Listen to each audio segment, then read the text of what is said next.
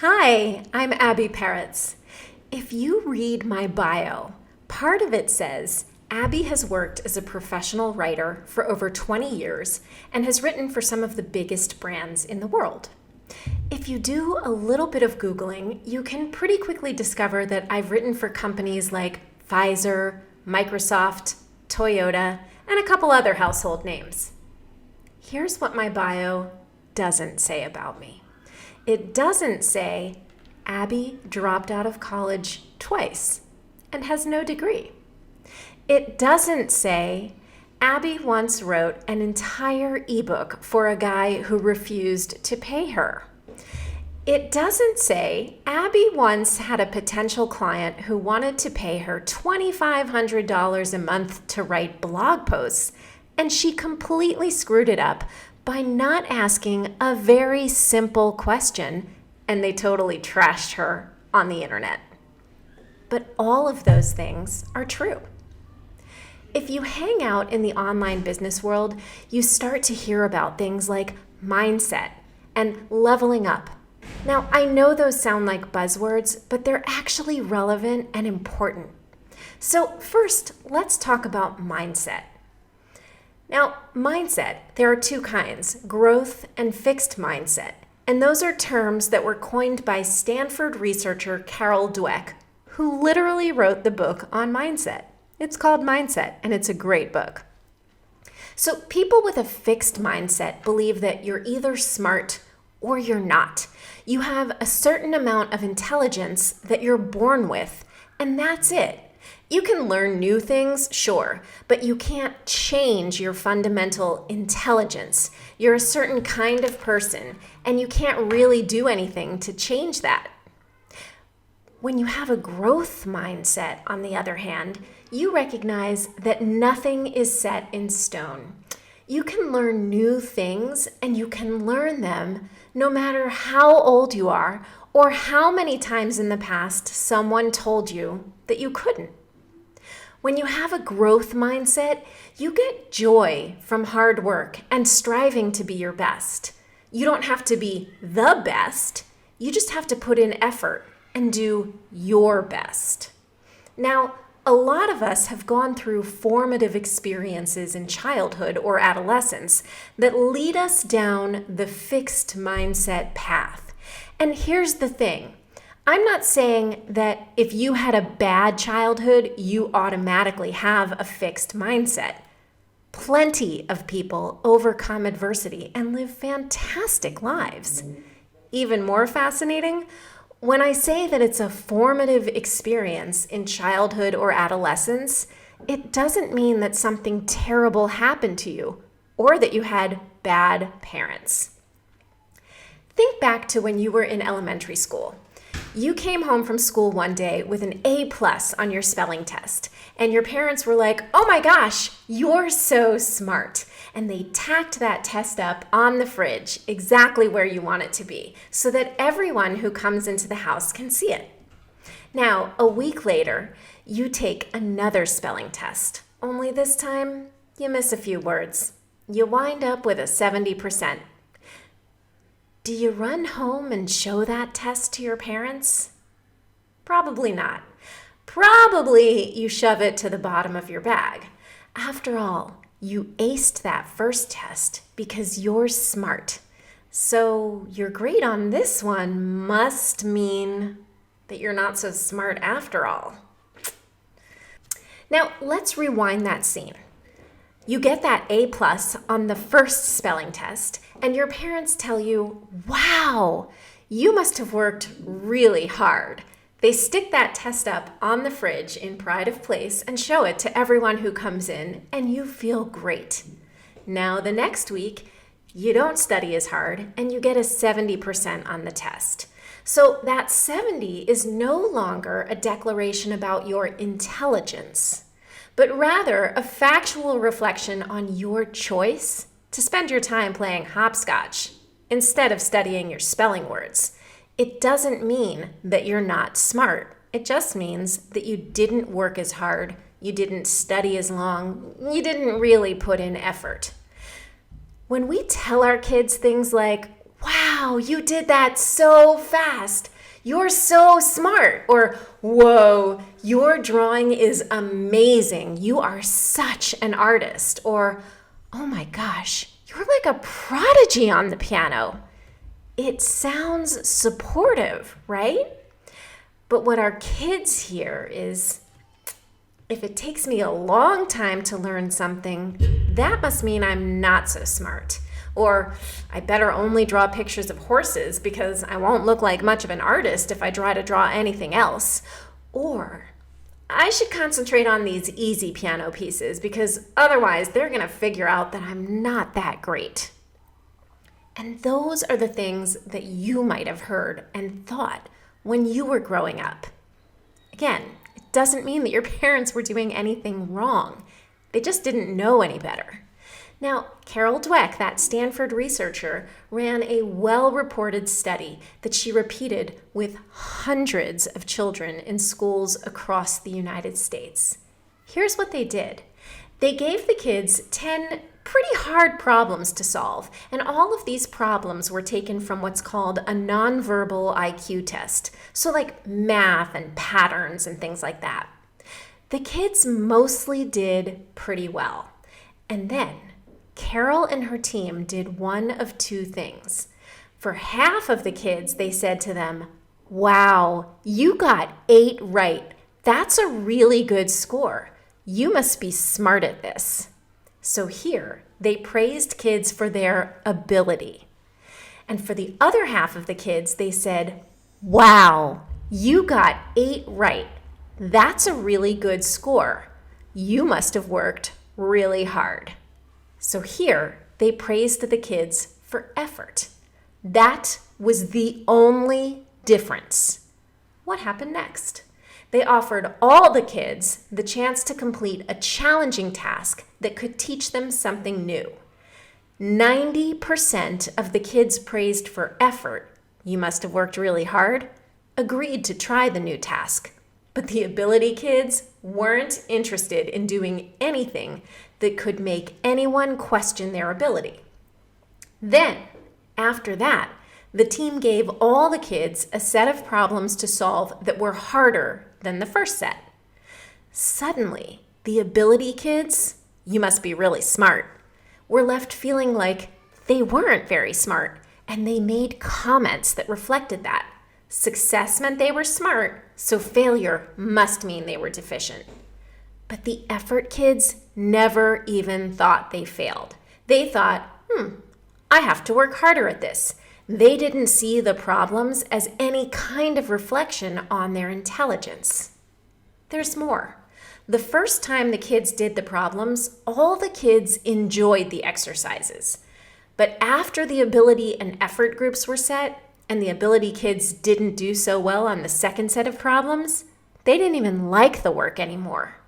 But the effort kids, they loved the harder problems. They said those problems were the most fun, even when they didn't get them right. And then the researchers gave the ability kids easy problems to do. Based on their results on the first set of problems, these should have been a breeze.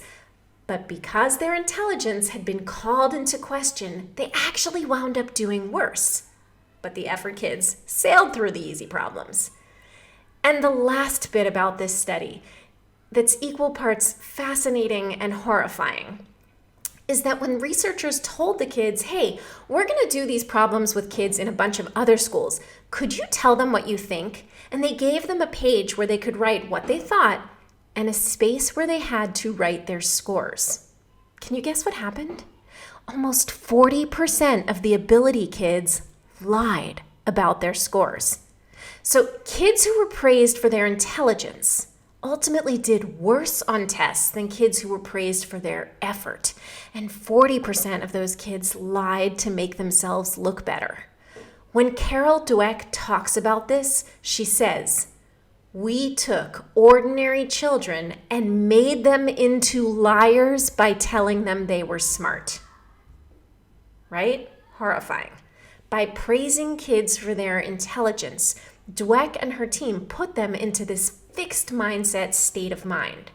So if you've spent your life shying away from things that don't come naturally to you because you're afraid of making mistakes, you might have a fixed mindset. None of us is born with a fixed mindset. If you have kids, think about what they do when they learn to crawl, sit up, walk, and run. They fall down. But we don't tell them, don't try that again. In fact, we cheer them on. We encourage them to get up and try again. Yet when it comes to ourselves, we expect instant perfection, and we think something's wrong with us if we have to practice or work at something. But here's the thing. Nothing's wrong with you. You're just trying something new. A couple of weeks ago, I went on vacation with my family. Now, at home, I run every morning on a treadmill, but where we were staying, there wasn't a treadmill, so I had to run outside. The treadmill is a flat surface. Outside, there are hills. Plus, it happened to be over 100 degrees at 7 p.m. when I laced up my sneakers and hit the pavement. I gave up on running about 6 minutes in and switched to walking. I could come back from that and say, well, I'm a failure, or I'm totally lazy, or I'm not good enough, or maybe I'm just someone who's destined to spend middle age out of shape. Or I could choose to identify myself as a person who tries new things even when they're hard. So that's mindset. And a growth mindset is something that's truly critical for you to have. You have to be willing to try new things and even fail at them sometimes when you're learning and growing. And that's what brings us to leveling up in your freelance business. Leveling up can take a lot of different forms. Declaring you're a freelancer for the first time, sending a proposal to your first potential client, doubling your rates, or breaking up with a client who doesn't respect your boundaries. All of those things are leveling up, moving to a new level in your business. And it's not easy, but you have to power through if you're going to make progress. Have you ever done the thing where you load up your to-do list with things that you know you can do really quickly or without making much effort? Things like load the dishwasher, reply to email, schedule my haircut, post to Instagram, create a new graphic for my homepage, change my headline on LinkedIn, or even engage in a Facebook group. None of these tasks are going to take you more than 30 minutes, and none of them should take too much effort. But here's my question for you. Are any of them going to get you closer to where you want to be? I've definitely created a lot of lists just like this one. They feel good because they're all things that I can do. I can cross them off, feel super accomplished, get that dopamine hit in my brain. But here's the thing. When I stop and think, what did I do today to get more clients in my freelance writing business? Not much. When I think, what did I do to take my business to the next level? Yeah, not so much. Changing your LinkedIn headline and engaging in Facebook groups won't get you there. But it's so rewarding to cross them off the list. When you want to level up in your business, you have to be willing to do hard things. Sometimes that looks like saying no to a client who wants you to write a 4,000-word white paper for $50. Maybe leveling up for you is getting on a Zoom call, even if English is your second language and you're a little bit worried about how you might sound. But you know that you can talk about how to best serve that client, so you get on the call anyway.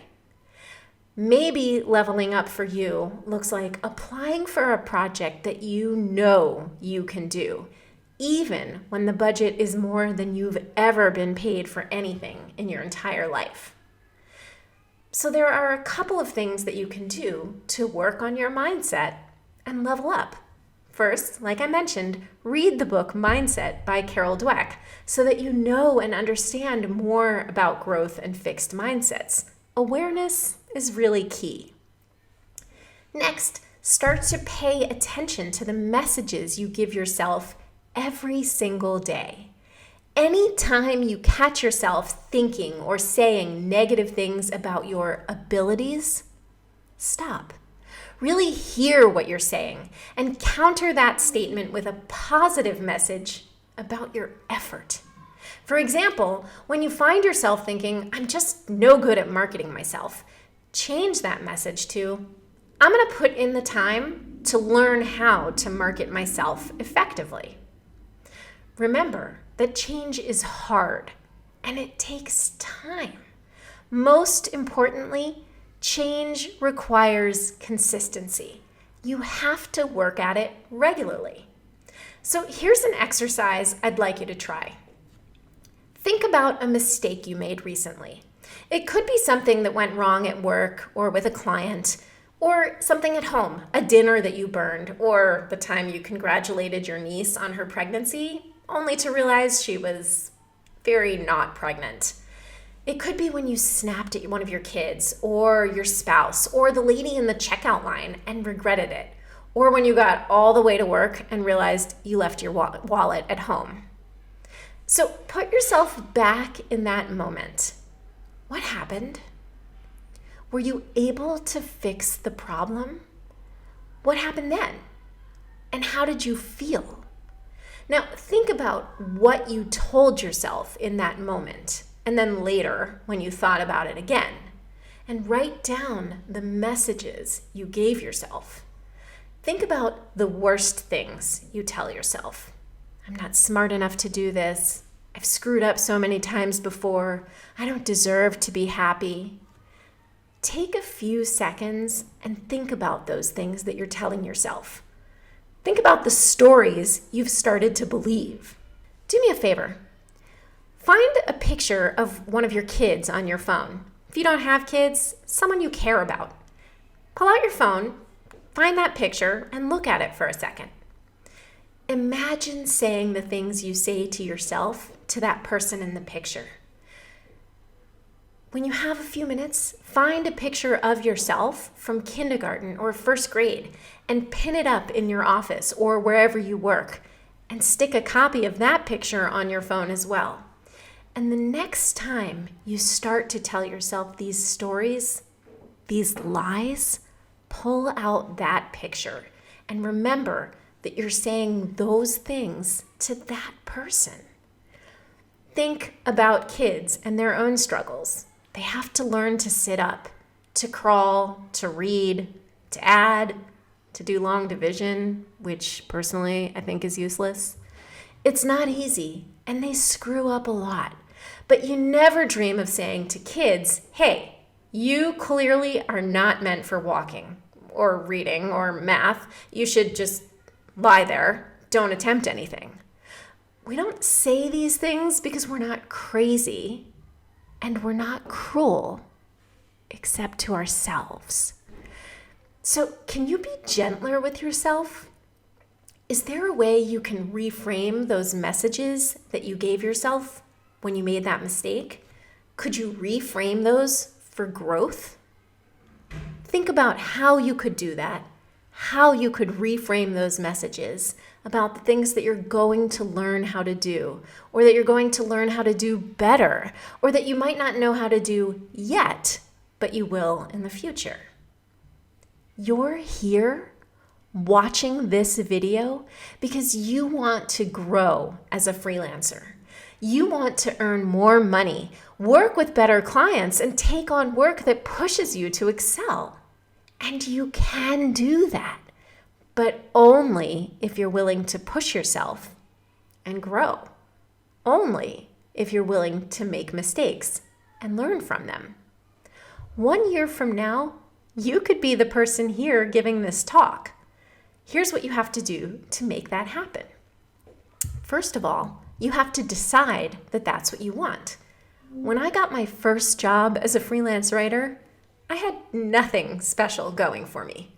I was a college dropout twice over, but I wanted to be a freelance writer, so I decided that I would figure out how to do that and make it work.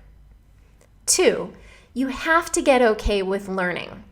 You can find courses and ebooks and podcasts and whatever you want right from your phone. Whatever you want to do, you can find someone else who has already done it and figured out the path and who will show you exactly what to do. And the third thing that you have to do, and this is probably the hardest, you have to acknowledge that the only thing holding you back from what you say you want is you. If you're willing to decide what you want and to get okay with learning, you can have what you want. So there you go. Thank you so much for spending time with me today. I hope you learned something, and I'd love to connect with you and hear what you think. You can find me at successfulfreelancemom.com, and I'm on Instagram at Abby Peretz.